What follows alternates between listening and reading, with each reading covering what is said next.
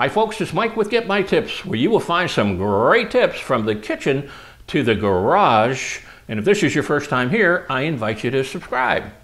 Now obviously we're in the garage today because we're going to talk about generators. This is the first video in a series of videos on how to buy a generator, how much generator do you need. We're going to unbox this generator and show you how to get it up and running and started. We're going to show you how to connect the generator so you have easy access to it.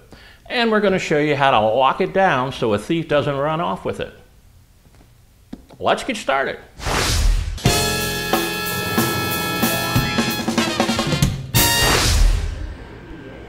Perhaps the most important factor that you should keep in mind when considering what generator to get for your home is the amount of fuel the generator uses. The bigger the generator, the more fuel it uses. And sometimes getting fuel is difficult, especially in an emergency situation like a hurricane.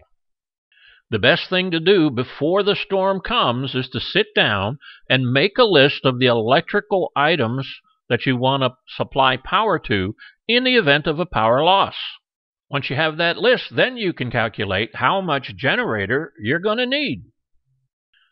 In my particular case, I decided that I did not want to store a lot of fuel around my home, so I went with just the necessities.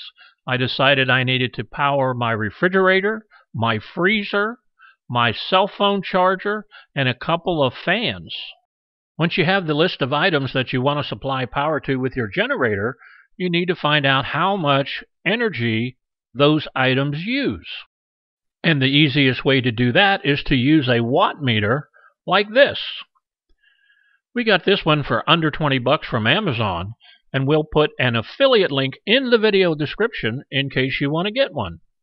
But what you do with this is you plug in your freezer, for example, and it will tell you how much energy the freezer uses when it starts and when it's running. This is how it works. My voltage is 120 volts and I'm about to plug in the freezer. Now notice the wattage is going to shoot up and then come back down. Let's take a look at that in slow motion.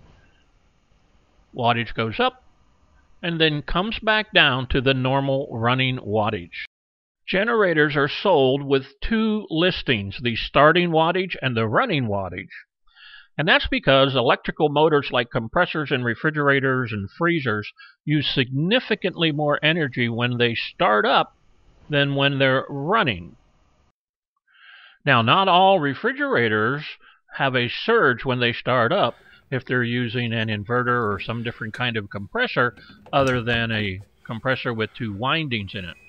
But I was surprised to find out that my Bosch refrigerator uses 500 watts while it's running. Now let's check out this small fan that happens to blow a lot of air. Let's see what energy it consumes. And it looks like it's right around 31, 32. We'll call it 35 watts to round it off. And the last thing on my list is my cell phone charger. And as you can see, it uses almost no energy at all, about 3 watts.